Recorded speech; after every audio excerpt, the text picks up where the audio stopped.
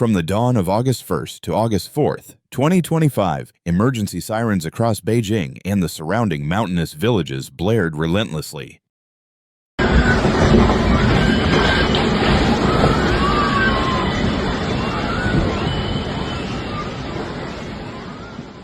They cried out in a unified, thunderous voice. Warnings, evacuation, chaos. Across the capital and its rugged outskirts, alarms howled without pause, painting an atmosphere of panic. Flood sirens added to the deafening noise, urging people from both urban districts and remote highland hamlets, evacuate now or face complete submersion.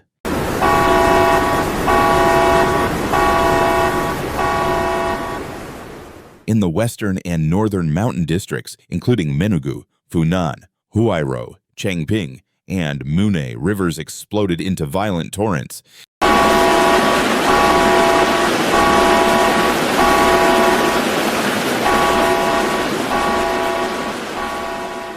Bridges snapped instantly, entire spans collapsing into brown floodwaters. Long-standing stone and steel structures were torn apart by the sheer force of the current.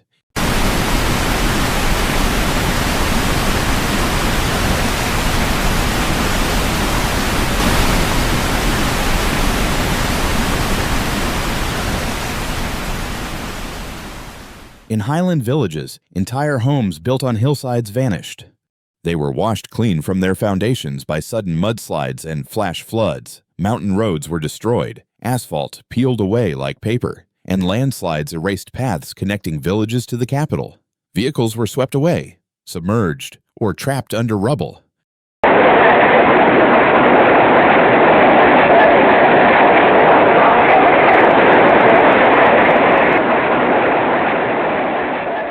Photos from Moon and Menugu show half-submerged cars in muddy waters. Some flipped, others stacked atop one another. Over 242 bridges were damaged or destroyed across rural hills. More than 24,000 homes lie in ruins, according to preliminary reports from city officials.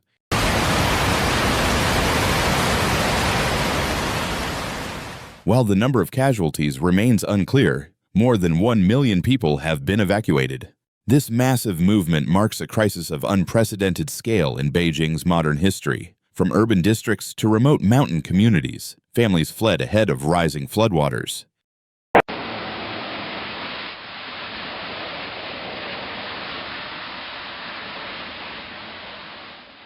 In Menugu, Fangshan, Changping, and Huairou, emergency teams rushed to evacuate villages. Evacuation routes were gridlocked. Buses, trucks, and cars jammed along flooded highways, headlights cutting through sheets of rain. Temporary shelters were set up in schools, stadiums, and public buildings.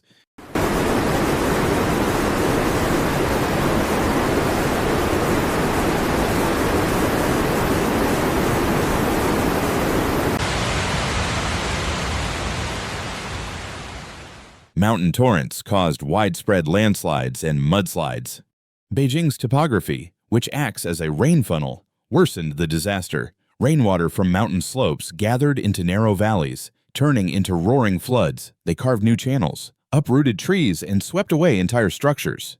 Electricity and communications were cut off in remote regions. Villages became isolated with downed power lines, missing roads, and destroyed bridges. Rescue efforts relied on helicopters and foot patrols traversing muddy terrain.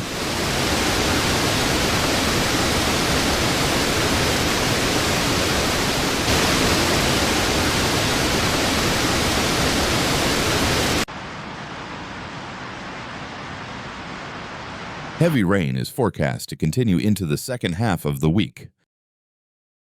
Authorities warn more evacuations may be necessary unless the storm subsides. What began as scattered sirens on August 1st turned into a full-scale hydrological disaster by August 4th. Floodwaters have devastated both Beijing's mountains and outskirts. 1 million people have fled, yet bridges are down, homes destroyed, vehicles drowned, and vital roads severed, and the rain shows no sign of stopping. Nature doesn't send us warnings, but we can. Floods, earthquakes, wildfires, and storms are striking harder and faster than ever before. By subscribing, you are not just watching, you are joining a movement to stay alert, stay informed, and helps others to do the same.